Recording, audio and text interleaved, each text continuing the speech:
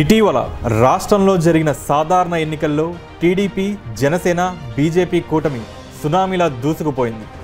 చరిత్రలో ఎన్నడూ లేని విధంగా కూటమి 175 అసెంబ్లీ స్థానాలకు గాను చరిత్రలో సువర్ణ అధ్యాయంగా నిలిచి 164 స్థానాల్లో ఘన విజయం సాధించి ఎన్డీఏ ప్రభుత్వాన్ని ఏర్పాటు చేసింది. అధికార వైఎస్ఆర్సీపీ కేవలం 11 స్థానాలు మాత్రమే దక్కించుకుని ఘోర పరాజయాన్ని చవిచూసి అసెంబ్లీలో ప్రతిపక్ష హోదా సైతం దక్కించుకోలేని పరిస్థితి చేరింది.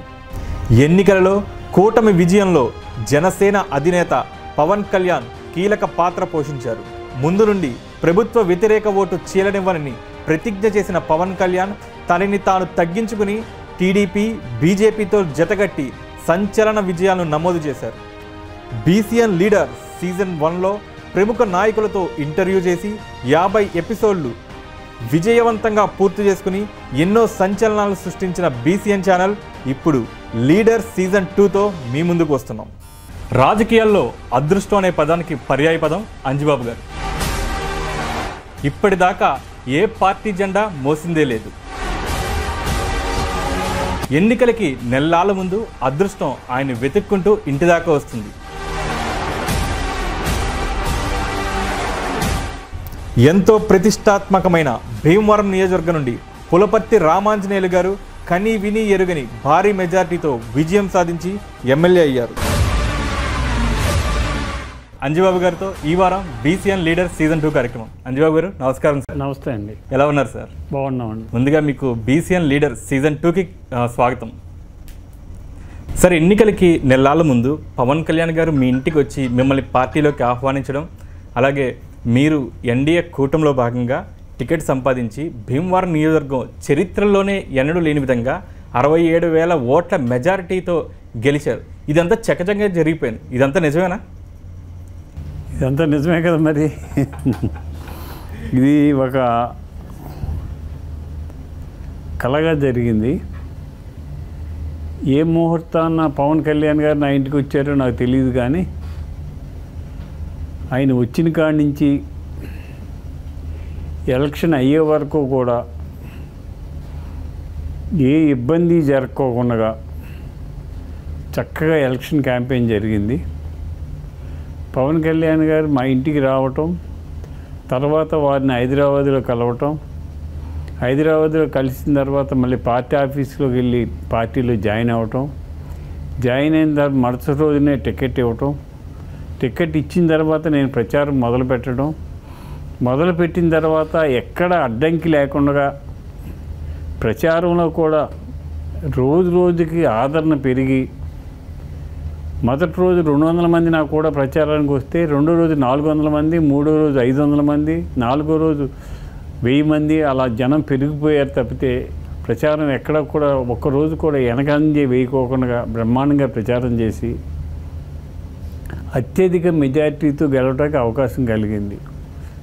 నేను శాసనసభ్యుడిగా ఇది 4వసారి పోటీ చేయటం, 3 సార్లు పోటీ చేసిన దానికంటే అత్యధిక మెజార్టీతోటి భీమవరం చరిత్రలో ఇంతవరకు ఎవరికి రానంత మెజార్టీతోటి నేను గెలవడం జరిగింది. అయితే క్రిందటి ఎలక్షన్లో జనసేన రాష్ట్రంలో కేవలం ఒక స్థానానికి మాత్రమే పరిమితమైంది.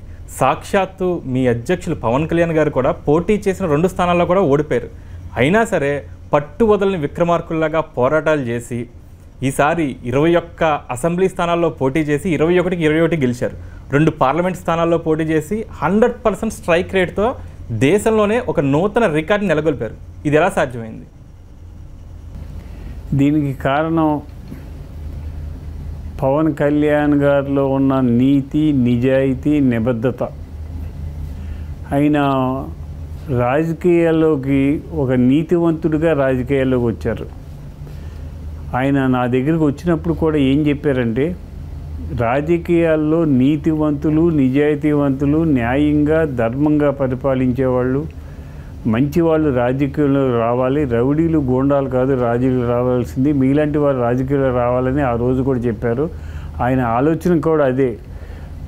ఒక్క సీటు కూడా గెలవలేకపోయినా సరే పట్టు వదలకోకుండా పార్టీని నిలబెట్టి, తన జేబులో డబ్బులు ఖర్చు పెట్టుకుని పార్టీని నిలబెట్టి మరి 21 స్థానాలంటే ఆయన కనీసం 40-50 స్థానాలు పోటీ చేస్తారనుకున్నారు. ఎన్డీఏ కూటమి వల్ల ఆయన 10 మెట్లు కిందకు దిగి 21 స్థానాల్లో పోటీ చేసి 21 స్థానాల్లో కూడా అత్యధిక మెజార్టీలు 90,000, 80,000, 60,000, 70,000 మెజార్టీతోటి వాళ్ళు క్యాండిడేట్లు అందరూ కూడా గెలిచే విధంగా అఖండ మెజార్టీ చేకూర్చారంటే దీనికి ఎన్డీఏ కూటమికి కారణం పవన్ కళ్యాణ్ గారు.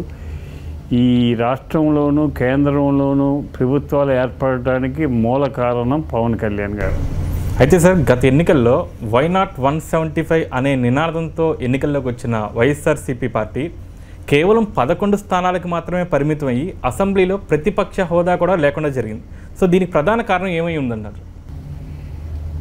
నేను కూడా జగన్మోహన్ రెడ్డి గారు చిన్న వయసులో ముఖ్యమంత్రి అయ్యారు, చక్కని పరిపాలన చేస్తారు, 4,000 కిలోమీటర్ల పాదయాత్ర చేసి ప్రజలకు ఉన్న సమస్యలు తెలుసుకొని చక్కని పరిపాలన అందిస్తారు. రాజశేఖర రెడ్డి గారిని మించిన పరిపాలన అందిస్తారని చెప్పి నేను కూడా ఎక్స్పెక్ట్ చేశాను. ఆయన ప్రమాణం స్వీకారం చేసిన మొదటి రోజునే ప్రజావేదికను 10 కోట్లు ఖర్చు పెట్టి కట్టిన ప్రజావేదికను కూల్చివేసి ఆయన కక్షలు, కారణ్యాలు, దౌర్జన్యాలు నిరూపించుకున్నాడు. ఆయన పరిపాలన కక్షలు, కారణ్యాలు, దౌర్జన్యాలు, వ్యక్తిగత ద్వేషాలు తప్పితే అభివృద్ధి, సంక్షేమం అనేది ఆలోచన ఆయన దగ్గర లేదు. సంక్షేమం కొన్ని కార్యక్రమాలు చేశారు కానీ అభివృద్ధి అనేది అసలు ఏమీ లేకుండా పోయింది. కనీసం ఈ 5 సంవత్సరాల్లో ఒక ఇండస్ట్రీ తీసుకురాలేదు, ఒక ఐటీ తీసుకురాలేదు, ఒక యువతకు ఉద్యోగం ఇవ్వలేదు. ఏ కార్యక్రమం చేయకోకుండా రాష్ట్రాన్ని అధోగతి పాలు చేసి మొన్న పవన్ కళ్యాణ్ గారి దగ్గరికి నేను వెళ్తే అసలు నాకు కూర్చునే కుర్చీ కూడా రాష్ట్రంలో లేకుండా చేసి వెళ్ళిపోయాడు జగన్మోహన్ రెడ్డి గారు అని చెప్పారు. అలాంటి దివాలా తీయించాడు ప్రభుత్వాన్ని. రాష్ట్రాన్ని అధోగతి పాలు చేసి రాష్ట్రాన్ని సర్వనాశనం చేసి వెళ్ళిపోయాడు. ఆయనకి ప్రతిపక్ష హోదా కూడా దక్కకూడదని ప్రజలు కరెక్ట్ తీర్పునిచ్చారు. అయితే భీమవరం చరిత్రలోనే చారిత్రాత్మకమైన విజయం మీరు ఇప్పుడు సాధించారు. ఇంత మెజారిటీ వస్తుందని మీరు ప్రచారం చేసేటప్పుడు జరిగేటప్పుడు అనుకున్నారా? నేను ప్రచారం చేసేటప్పుడు ప్రతి ప్రచార వేదిక మీద కూడా 110 నుంచి 140 సీట్లు ఎన్డీఏ కూటమికి చంద్రబాబు నాయుడు గారికి వస్తాయి, నేను 40,000 మెజార్టీతో గెలుస్తానని చెప్పి ప్రతి మీటింగ్లు కూడా చెప్పడం జరిగింది. ప్రజల నాడి ప్రచారంలోనే తెలిసిపోయింది. 90 సంవత్సరాల ముసలివాడి కాడి నుంచి 8 సంవత్సరాల చిన్న పాప కూడా గ్లాసు గుర్తుకు ఓటు వేస్తామని చెప్పారు. ఆ రోజే చెప్పాను నేను 40,000 మెజార్టీ వస్తుందని. నేను 67,000 మెజార్టీతోటి రికార్డు స్థాయిలో విజయం సాధించడం జరిగింది. అయితే భీమవరం అంటే తనకి ఎంతో ప్రేమ, అభిమానం అని పదే పదే చెప్పే జనసేన అధినేత పవన్ కళ్యాణ్ గారు ఇప్పుడు డిప్యూటీ సీఎం హోదాతో పాటు మంత్రివర్గంలో కూడా ఉన్నారు. సో ఆయన అలాగే చంద్రబాబు నాయుడు గారి ప్రోత్సాహంతో నియోజకవర్గాన్ని ఏ విధంగా అభివృద్ధి పదంలో ముందు జరిపిస్తారు? ఇప్పుడు మన అదృష్టం ఏంటంటే ఈ దివాలా తీసేసిన రాష్ట్రాన్ని అభివృద్ధి చేయాలి. అభివృద్ధి చేయాలంటే కేంద్ర సహకారం కావాలి. ఎన్డీఏ కూటమికి కూడా కేంద్రానికి కూడా మన రాష్ట్ర బలం కావాల్సి వచ్చింది ఈరోజు. దానివలన మన రాష్ట్రాన్ని అభివృద్ధి చేసుకుంటానికి అటు నరేంద్ర మోడీ గారు, ఇటు చంద్రబాబు నాయుడు గారు, ఇటు పవన్ కళ్యాణ్ గారి ఆధ్వర్యంలో కేంద్ర సహకారంతో మన రాష్ట్రాన్ని అభివృద్ధి చేసుకునే అవకాశం వచ్చింది. కేంద్రంలో నరేంద్ర మోడీ గారు, పవన్ కళ్యాణ్ గారు ఏది అడిగితే అది ఇస్తాకి సిద్ధంగా ఉన్నారు. దాని కారణంగా మనం రాష్ట్రాన్ని ఖచ్చితంగా మంచి అభివృద్ధి చేసుకునే అవకాశం ఉంది. పోలవరాన్ని పూర్తి చేయడానికి కానీ, అమరావతి రాజధానిని పూర్తి చేయటం కానీ, యువతకు ఉద్యోగ అవసరాలు కానీ, ఇండస్ట్రీలు కానీ తీసుకురాక అవకాశం ఎక్కువగా ఉంది. అయితే పవన్ కళ్యాణ్ గారు ఎప్పుడు భీమవరం వచ్చినా డంపింగ్ యార్డ్ గురించి, అలాగే యనమదూరు కాల్వ గురించి ఎక్కువగా ప్రస్తావిస్తూ ఉండారు. ఇప్పుడు వాటి సమస్యల పరిష్కారానికి ఎటువంటి కార్యాచరణతో ముందుకు వెళ్తున్నారు? ఇప్పుడు భీమవరానికి నా ముందున్న ప్రధాన సమస్య డంపింగ్ యార్డ్ సమస్య. యనమదూరు డ్రైన్ మీద నిర్మించిన బ్రిడ్జిలకి ఎప్పుడు వచ్చేసే సమస్య. ఇది గత ప్రభుత్వంలో నేను చేసేస్తున్నాను, గత ఎమ్మెల్యే గారు ఇవన్నీ పూర్తి చేసేస్తున్నాను, బ్రిడ్జిలు పనులు మొదలు పెడుతున్నానని చెప్పి పేపర్లో యాడ్లు కూడా వేయించుకున్నారు. కానీ ఏమీ చేయలేకుండా వెళ్ళిపోయారు. నేను వచ్చిన తర్వాత, నేను అధికారం మొదలుపెట్టిన తర్వాత ఫస్ట్ తీసుకునే స్టెప్ యలందూరు డ్రైన్ మీద ఉన్న బ్రిడ్జీలకు ఎప్పుడు వచ్చేసి డంపింగ్ యార్డ్ పని పూర్తి చేయటము, మంచినీటి సమస్యని చివర ఉన్న వార్డులో చివరి ఇంటికి కూడా ట్యాప్ తిప్పితే ఫోర్స్గా నీళ్లు వచ్చే విధంగా ఆలోచన చేస్తానని చెప్పి తెలియజేస్తున్నాను. అయితే నియోజకవర్గంలో ముఖ్యంగా త్రాగునీటి సమస్య కూడా చాలా అధికంగా ఉంది. ఈ త్రాగునీటి సమస్యను నివారించడానికి ఎటువంటి కార్యాచరణతో ముందుకు వెళ్తున్నారు? ఇప్పుడు మన అదృష్టం ఏంటంటే గ్రామీణ అభివృద్ధి శాఖ పవన్ కళ్యాణ్ గారికి వచ్చింది. గ్రామాల అభివృద్ధి చేసే అవకాశం మనకు వచ్చింది. వారి సహకారం తీసుకుని వీరవాసరం మండలంలోని 23 గ్రామాలు, భీమవరం మండలంలోని 25 గ్రామాలు, భీమవరం పట్టణంలోని 35 వార్డులు కూడా 39 వార్డులు కూడా చక్కగా అభివృద్ధి చేసి చివర ఉన్న ఇంటికి కూడా మంచినీరు అందేటట్టుగా ఫస్ట్ ప్రయారిటీ మంచినీళ్ళకి, సాగునీరుకి ఇవ్వటం జరుగుతుందని చెప్పి తెలియజేస్తున్నాను. అయితే కూటమి ప్రభుత్వం అధికారంలోకి వచ్చిన తర్వాత రేషన్ వాహనాలని రద్దు చేసింది. అలాగే వాలంటీర్ వ్యవస్థ మీద కూడా ఇంకా ఒక సందిగ్ధత అయితే నెలకొంది. సో దీన్ని ఏ రకంగా చూస్తారు? గత ప్రభుత్వం చేసిన పొరపాట్లు ఇప్పుడు సరిదిద్దవలసిన ఆవశ్యకత వచ్చింది. రేషన్ బియ్యం డిపోకి వెళ్ళి అతను వ్యవసాయ పనులు చేసుకుని లేకపోతే కూలి పని చేసుకుని తిరిగి వచ్చిన తర్వాత సాయంత్రం రేషన్ డిపోకి వెళ్ళి రేషన్ ఆయన కావాల్సిన విధంగా టైంలో వెళ్ళి తెచ్చుకునే అవకాశం ఉండేది. అలా కాకుండా సోమరితనం పెంచడం కోసం ఇంటింటికి రేషన్ ఇస్తున్నాం, వ్యాన్ వస్తుంది, వ్యాన్ ఎప్పుడు వస్తుందో తెలియదు, ఎప్పుడు ఇస్తుందో తెలియదు. ఇతను ఎప్పుడు కావాలంటే అప్పుడు వెళ్ళి తెచ్చుకునే అవకాశాన్ని పాడు చేసి సోమరితనాన్ని పెంచి ప్రభుత్వానికి ఖర్చు పెంచడం తప్పితే దానివల్ల ఉపయోగమైన పని జగన్మోహన్ రెడ్డి గారు చేయలేదు. అయితే రాష్ట్రంలో నూతన లిక్కర్ పాలసీ ఎప్పుడు ప్రారంభమైపోతుంది? అలాగే బెల్ట్ షాపులకి అనుమతి ఇచ్చే అవకాశాలు కూడా ఉన్నాయంటారా? లిక్కర్ మాఫియా అనేది భారతదేశ చరిత్రలోనే మన రాష్ట్రంలో జరిగింది.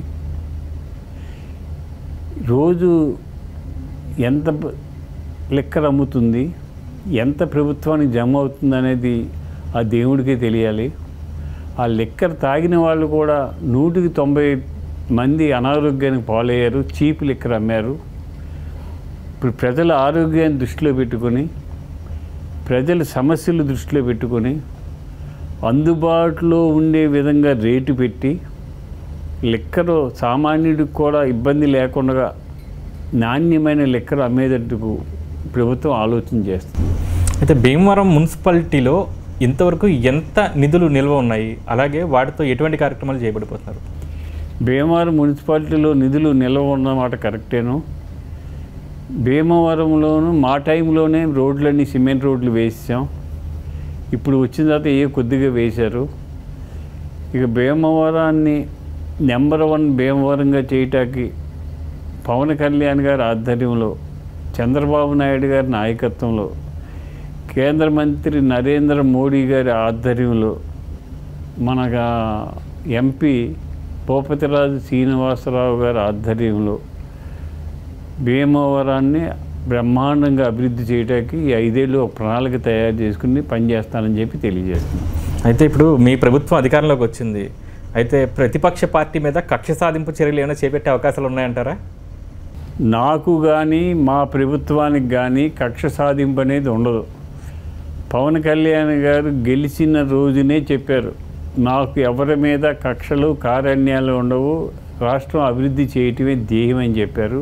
మాకు కక్షలు కారణ్యాలు ఉండవు. నేను వ్యక్తిగతంగా గత 10 సంవత్సరాలు ఎమ్మెల్యే చేసినప్పుడు కూడా ఎవరి మీద కక్షలు కానీ కారణ్యాలు కానీ దౌర్జన్యాలు కానీ దోపిడీలు కానీ చేయకోకుండా నిజాయితీగా పరిపాలించాను. అదేవిధంగా ఈ 5 సంవత్సరాలుగా నీతిగా, నిజాయితీగా, న్యాయంగా, ధర్మంగా అతి సామాన్యులకు అందుబాటులో ఉండే విధంగా పరిపాలన చేస్తానని చెప్పి తెలియజేస్తున్నాను. అయితే ఎన్నికల ఫలితాల తర్వాత జగన్మోహన్ రెడ్డి గారు చాలా అనుమానాలు వ్యక్తపరిచారు. అలాగే ఈవీఎంలు ట్యాంపరింగ్ కూడా జరిగాయని చెప్పేసి కూడా చెప్తున్నారు. సో దీని మీద మీరేమంటారు? మరి ఈవీఎం ట్యాంపరింగ్ జరిగితే ఆయన 150 సీట్లు ఎలా వచ్చినాయి? అప్పుడు జరిగినాయి అంటారా? అది అవివేకమైన మాట. అది టెక్నాలజీ డెవలప్ అయ్యి, సైన్స్ డెవలప్ అయిన రోజులు, అభివృద్ధి చెందుతున్న రోజుల్లో ఇటువంటి పిచ్చ మాటలు మాట్లాడటం చాలా పొరపాటు. అయితే ఇప్పుడు వైఎస్ఆర్సీపీ నాయకులు కావచ్చు, కొంతమంది కూటమి ప్రభుత్వం వచ్చిన తర్వాత అల్లర్లు, కక్ష సాధింపు చర్యలు పెరిగిపోయాయి అని చెప్పేసి కొన్ని ఎగ్జాంపుల్స్ కూడా చూపిస్తున్నారు. సో వాటికి మీరేం చెప్తారు? కూటమి ప్రభుత్వం వచ్చిన తర్వాత దౌర్జన్యాలు కానీ, అక్రమాలు కానీ జరిగే పరిస్థితి లేదు. చంద్రబాబు నాయుడు గారు కూడా క్లియర్గా చెప్పారు, లా అండ్ ఆర్డర్ కంట్రోల్లో ఉంటుంది, ఎక్కడ లా అండ్ ఆర్డర్ సమస్య లేకుండా న్యాయమైన పరిపాలన చేసి ప్రశాంతమైన రాష్ట్రాన్ని ఏర్పాటు చేస్తానని చెప్పి చంద్రబాబు నాయుడు చెప్పడం జరిగింది. మేము అటువంటి కార్యక్రమాలు చెయ్యం. అయితే గత ప్రభుత్వ హయాంలో జనసేన అలాగే తెలుగుదేశం పార్టీ కార్యకర్తల మీద కొన్ని కేసులు పెట్టడం జరిగింది. సో ఇప్పుడు మీ ప్రభుత్వం అధికారంలోకి వచ్చింది, ఆ కేసుల్ని విత్డ్రా చేసే అవకాశాలు లాంటివి ఏమైనా ఉన్నాయంటారా? కేసుల్ని విత్డ్రా చేయటము అనే పరిస్థితి అది కోర్టు పరిధిలో ఉంటుంది. చట్టపరమైన పరిస్థితులు చూసి, ఆ అసాధ్యాలు చూసి వాటి మీద నిర్ణయం తీసుకోవడం జరుగుతుంది. సార్, ప్రస్తుతం భీమవరం నియోజకవర్గంలో శాంతి భద్రతలు ఏ విధంగా ఉన్నాయంటారు? ఈ 5 సంవత్సరాల నుంచి వైఎస్ఆర్సీపీ వారు పరిపాలనే తప్పితే వేరే పార్టీల మీద దౌర్జన్యాలు, దోపిడీలు, అక్రమ కేసులు తప్ప ఎక్కడా కూడా శాంతి భద్రతలు సరిగ్గా లేవు. మా ప్రభుత్వం వచ్చింది, మేము శాంతి భద్రతలు చక్కగా లా అండ్ ఆర్డర్ కంట్రోల్లో పెడతాం. భీమవరం పట్టణంలో రౌడీయిజం అనేది లేకుండా, గోండాయిజం అనేది లేకుండా, ఈ ధూమపానం, ఈ అక్రమ మద్యాలు, ఇటువంటి సిస్టమ్స్ అన్నీ కూడా కంట్రోల్ చేసి చక్కని భీమవరంగా తయారు చేస్తాం. అయితే మీరు ఎన్నికల ప్రచారంలో మీరు అధికారంలోకి వచ్చిన తర్వాత భీమవరంలో రింగ్ రోడ్ నిర్మాణం ఏర్పాటు చేస్తాం, అలాగే మెడికల్ కాలేజ్ తీసుకొస్తాం, ఆక్వా హబ్ని ఏర్పాటు చేస్తాం అని చెప్పేసి హామీలు ఇచ్చారు. ఇది కార్యాచరణకి ఇంకెంతకాలం పడుతుందంటారు? ఇప్పుడు మేము ప్రభుత్వం ప్రమాణ స్వీకారం చేసిన తర్వాత జగన్మోహన్ రెడ్డి గారు మాకు కూర్చుంటే కుర్చీ కూడా లేకుండా చేసి దివాలా చేసి వెళ్ళిపోయారు. కనీసం మేము మళ్ళీ స్టాండ్ అయ్యి ప్రజలకు అందుబాటులో రావాలంటే 2-3 నెలలు పడుతుంది. ఈ 2-3 నెలల తర్వాత నుంచి కూడా అభివృద్ధి ధ్యేయంగా పనిచేసి అన్ని సమస్యలు పరిష్కరించి మన భీమవరం పట్టణాన్ని నెంబర్ 1 పట్టణంగా చేయటానికి, ఒక ఆక్వా హబ్గా తయారు చేయడానికి ఆక్వా యూనివర్సిటీ, ఎడ్యుకేషన్ హబ్గా తయారు చేయడానికి యూనివర్సిటీ, రైతులకు ఈ పంట కాలువల్లో నీరు చివరున్న ఎకరానికి కూడా అందే విధంగా కాలువలు బాగు చేసి, 10 దుక్కులు వర్షం కురిసినా కూడా మురికి అనేది పంట చేలో ఉండటానికి వీలు లేకుండా మురికి కాలువలు బాగు చేసి రైతులకు అందుబాటులో ఉండి న్యాయమైన పరిపాలన చేస్తామని చెప్పి తెలియజేస్తున్నాం.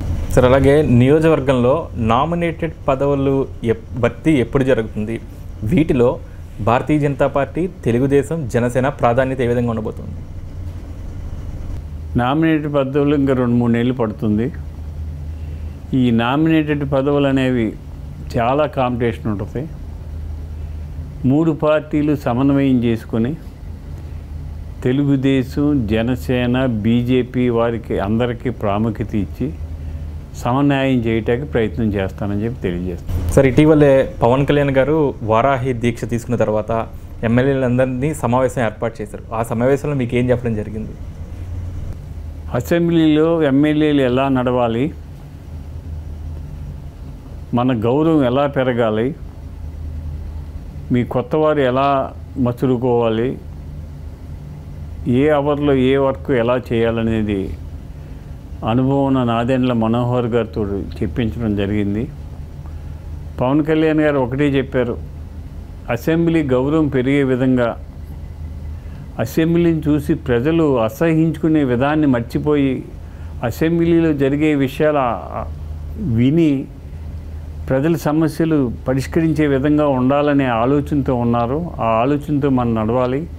5 కోట్ల జనం మన అసెంబ్లీలో మనల్ని చూస్తారు, మనం చక్కగా నడుచుకోవాలని చెప్పడం జరిగింది. సీనియర్ ఎమ్మెల్యేగా నన్ను కూడా మాట్లాడమని పవన్ కళ్యాణ్ గారు అడిగారు. అడిగినప్పుడు నేను 2009 నుంచి 2014 వరకు శాసనసభ్యుడిగా పనిచేశాను. ఒక్కరోజు కూడా అసెంబ్లీకి ఆబ్సెంట్ అవ్వలేదు. ఉదయం 9 గంటలకు అసెంబ్లీ అయితే 8 గంటలకి వెళ్ళి కూర్చునేవాడిని. అసెంబ్లీ క్లోజ్ అయ్యి గంట కొట్టే వరకు కూడా బయటకు వచ్చేవాడిని కాదు. 18 సార్లు అసెంబ్లీలో మాట్లాడాను. మనం అసెంబ్లీలో రెగ్యులర్గా వెళ్ళటం వలన, అసెంబ్లీలో అంటపెట్టుకుని ఉండటం వలన ప్రజల సమస్యలు మనకు తెలిస్తే అవి క్లియర్ చేయడానికి అవకాశం ఉంటుంది. కొత్త శాసనసభ్యులు అందరూ కూడా అటెండెన్స్ కరెక్ట్గా ఉండాలి, అందరూ కూడా అసెంబ్లీకి రావాలని నేను చెప్పడం జరిగింది. సార్, 10 ఏళ్ల పదవీకాలం తర్వాత 5 సంవత్సరాలు సుదీర్ఘ విశ్రాంతి తర్వాత ఎన్నో అవమానాలు లేదా ఎన్నో విమర్శలు ఎదుర్కొని భారీ మెజారిటీతో అసెంబ్లీలో అడుగుపెట్టిన తర్వాత మీకేమనిపించింది? నేను 2019లో ఓటమి పాలైన తర్వాత ఇంకా రాజకీయాలు మానేయాలి, విశ్రాంతి తీసుకోవాలి, మనకున్న వ్యాపారాలు మనం చూసుకోవాలి అనే ఆలోచనకు వచ్చి నేను తెలుగుదేశం పార్టీ దూరంగా ఉన్నాను. చంద్రబాబు నాయుడు గారిని అరెస్ట్ చేసిన తర్వాత చాలా బాధ కలిగి మళ్ళీ కార్యక్రమంలో పాల్గొని ఆ నిరాహార దీక్షలో పాల్గొని మళ్ళీ రావటం జరిగింది. అయినా కూడా తెలుగుదేశం తరపు నుంచి మళ్ళీ పోటీ చేయాలని కానీ మళ్ళీ రాజకీయాలు రావాలని కానీ అనుకోలేదు. అనుకోని విధంగా పవన్ కళ్యాణ్ గారు వచ్చి నన్ను ఆహ్వానించడం వల్ల మళ్ళీ రాజకీయాల్లో రావడం జరిగింది. నేను ఈ 5 సంవత్సరాలు కూడా పార్టీ కార్యక్రమాలకు దూరంగా ఉన్నానే కానీ ప్రజలకు మాత్రం దూరంగా లేను. ప్రజలకి ఏ శుభకార్యం జరిగినా, ఏ శుభకార్యం జరిగినా, ఎవరికి ఏ ఇబ్బంది వచ్చినా నేను అటెండ్ అయ్యాను ఈ 5 సంవత్సరాలు. అంజిబాబు అంటే ఒక నీతిమంతుడు, ఒక నిజాయితీపరుడు, న్యాయంగా ధర్మంగా పరిపాలిస్తాడు, మంచివాడు, ఎవరికి ఇబ్బంది పెట్టాడు అనే భావన నేను పోటీ చేసేసరికి విపరీతమైన ప్రజల్లో టాక్ వచ్చింది. ఆ టాక్కే నాకు అత్యంత మెజార్టీతో గెలిపించడానికి కారణమైంది. సార్, ముఖ్యంగా చూసుకుంటే భీమవరం నియోజకవర్గంలో ఇరిగేషన్ డ్రైనేజీ వ్యవస్థలు చాలా అధ్వానంగా ఉన్నాయి. అలాగే ఖరీఫ్ పంటకు ముంపు, రబీ పంటకు శివారు పొలాల్లో నీరు అందకపోవడం వల్ల సమస్యలు ఎక్కువగా ఉంటున్నాయి. రైతులు ఎంతో ఆందోళన చెందుతున్నారు. ఈ సమస్యకు పరిష్కారం ఏంటి? ఇది చాలా ముఖ్యమైన ప్రశ్న అని మీరు వేసింది. భీమవరం నియోజకవర్గంలో గత 5 సంవత్సరాల నుంచి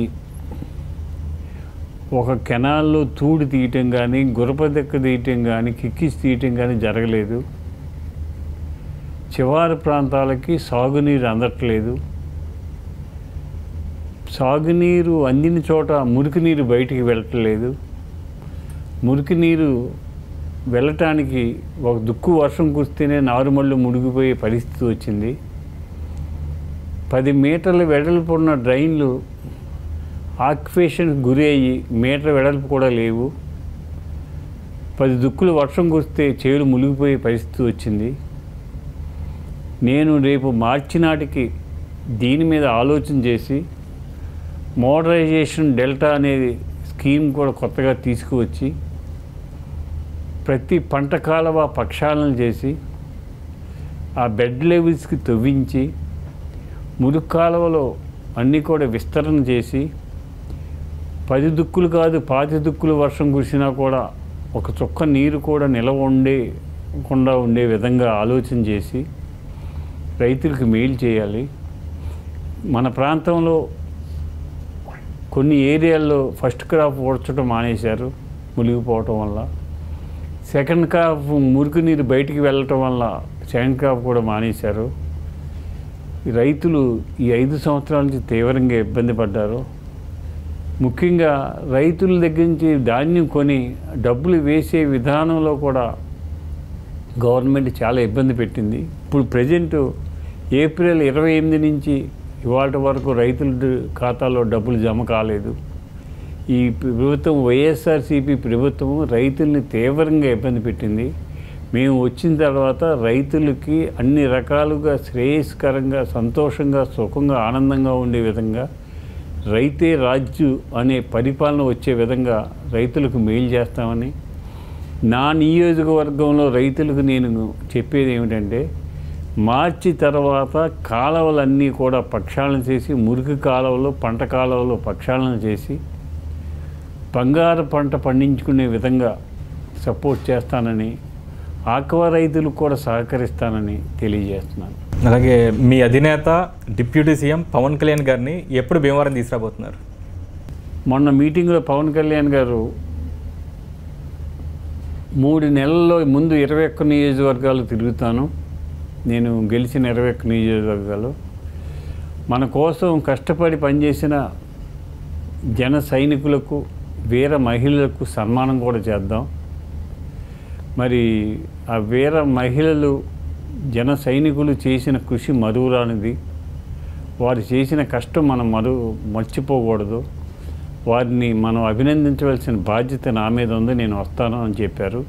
ఖచ్చితంగా రేపు నెలలో పవన్ కళ్యాణ్ గారు భీమవరం వచ్చే అవకాశం ఉంది. సార్, భీమవరం నియోజకవర్గం నుంచి ఇంత భారీ మెజార్టీతో గెలిచిన మీరు ఈ 5 సంవత్సరాల్లో ఎటువంటి అభివృద్ధి జరపాలని ప్రణాళిక వేసుకున్నారు? నా ఆలోచన అభివృద్ధి ధ్యేయంగా పనిచేయటం. నేను మొదటి నుంచి 2009లో శాసనసభ్యుడు అయిన కాడి నుంచి ఇప్పటి వరకు కూడా అభివృద్ధి మీదే ఆలోచన తప్పితే రెండో ఆలోచన ఉండదు నాకు. భీమవరం పట్టణాన్ని నెంబర్ 1 పట్టణంగా చేయాలని ఆలోచన. ఆలోచనకి అనుగుణంగా ఈరోజు రాష్ట్ర కేంద్ర ప్రభుత్వాలు వచ్చినాయి.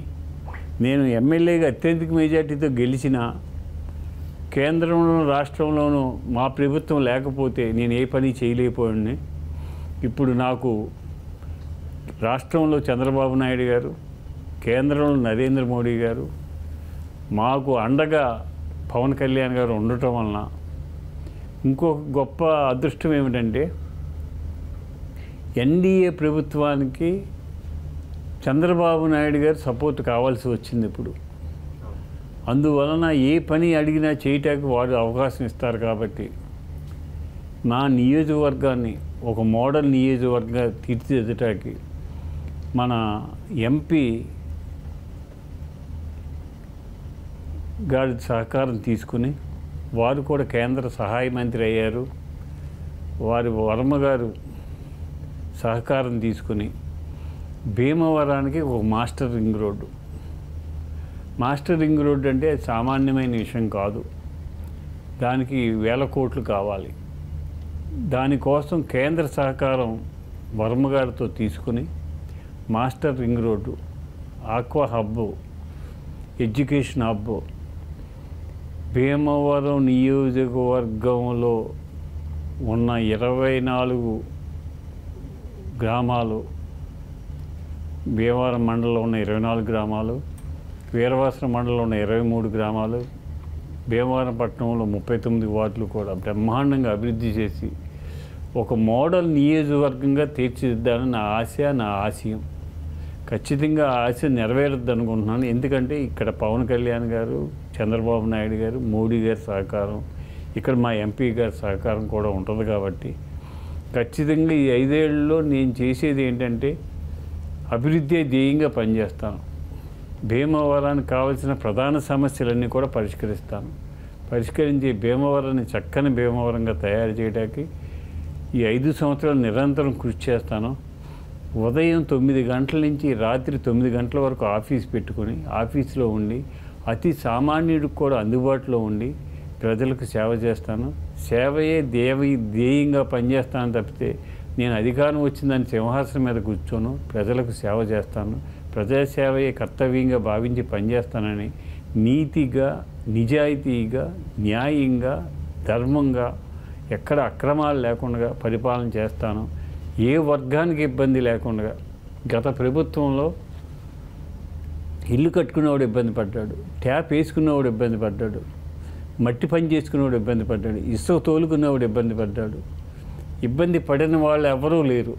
కానీ వారెవ్వరికీ కూడా ఇబ్బందులు లేకుండా చక్కని పరిపాలన అందిస్తానని చెప్పి తెలియజేస్తుంది. సార్, గతంలో మీరు అధికారంలో ఉన్న సమయంలో భీమవరం ఇలవేల్పు అయిన శ్రీ శ్రీ శ్రీ మావుళ్ళమ్మ అమ్మవారికి భక్తుల సహకారంతో బంగారపు చీర చేయిస్తానని చెప్పేసి చెప్పడం జరిగింది.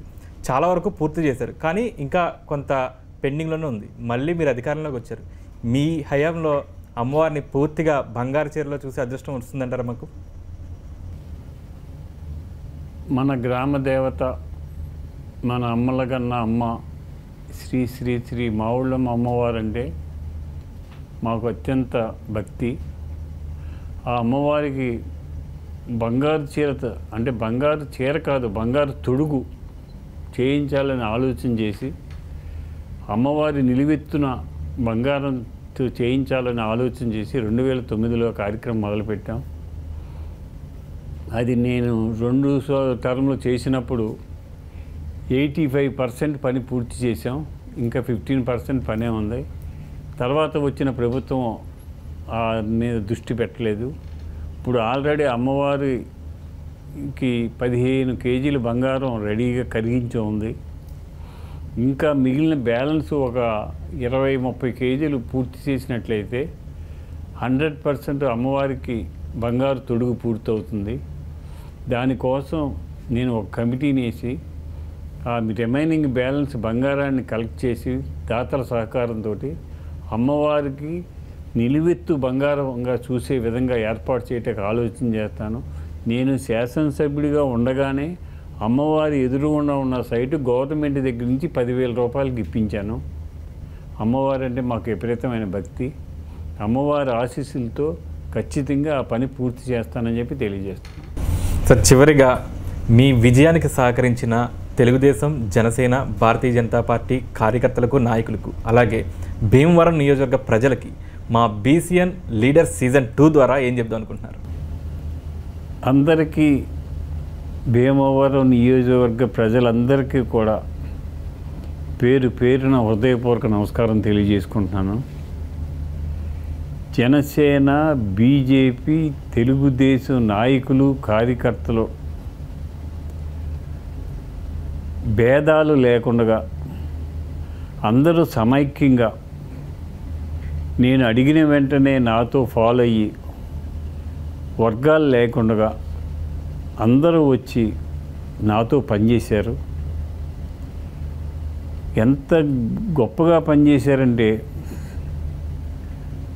ఇతర రాష్ట్రాల నుంచి, ఇతర దేశాల నుంచి వచ్చి ఒక 15 రోజులు ఉండి జనసేన పార్టీని గెలిపించాలి, ఎన్డీఏ కూటమిని గెలిపించాలని చెప్పి ప్రచారం చేసి గ్లాసు గుర్తుకి ఓటు వేయాలని 8 సంవత్సరాల పిల్లకాడి నుంచి 95 సంవత్సరాల వృద్ధుల వరకు తెలియజేసి నాకు అఖండ విజయం చేకూర్చడానికి కృషి చేసిన నాయకులకు, కార్యకర్తలకు, అభిమానులకు, ఇతర రాష్ట్రాలు, ఇతర దేశాల నుంచి వచ్చిన వాళ్ళకి అందరికీ కూడా శిరస్సు వంచి నమస్కరిస్తున్నాను. గొప్ప విషయం ఏమిటంటే 7 అంతస్తుల మేడలో ఉన్న మహిళలు కూడా 5 గంటలు క్యూలో నుంచుని ఓటు వేసింది. దీనికి కారణం ఈ ప్రభుత్వం మీద ఉన్న వ్యతిరేకత. వైఎస్ఆర్సీపీ ప్రభుత్వం ఈ రాష్ట్రంలో ఉండకూడదు. ఈ రాష్ట్రం తీవ్రంగా నష్టపోయింది. నష్టపోయిన రాష్ట్రాన్ని మళ్ళీ బాగు చేయాలంటే ఎన్డీఏ కూటమి రావాలని చెప్పి ఆలోచనతో ప్రజల్లో తీవ్రమైన మార్పు వచ్చింది. ఆ మార్పే నా అఖండ విజయానికి కారణం. అంజబాబు గారు, మా బీసీఎన్ లీడర్ సీజన్ 2 మళ్ళీ మీతో స్టార్ట్ చేయడం మాకు చాలా ఆనందంగా ఉంది. అలాగే ఈరోజు మా లీడర్ 2 ఎపిసోడ్లో మీ అభిప్రాయాలు మాతో పంచుకున్నందుకు మా బీసీఎన్ యాజమాన్యం ద్వారా మీకు ధన్యవాదాలు తెలియజేస్తాను. బీసీఎన్ యాజమాన్యం వారికి మనస్ఫూర్తిగా అభినందనలు తెలియజేస్తాను. ఇది ఈ వారం భీమవరం శాసనసభ్యులు అంజిబాబు గారితో బీసీఎన్ లీడర్ సీజన్ 2 కార్యక్రమం. వచ్చే వారం మరొక లీడర్తో మళ్ళీ కలుద్దాం. అంతవరకు సెలవు, నమస్కారం.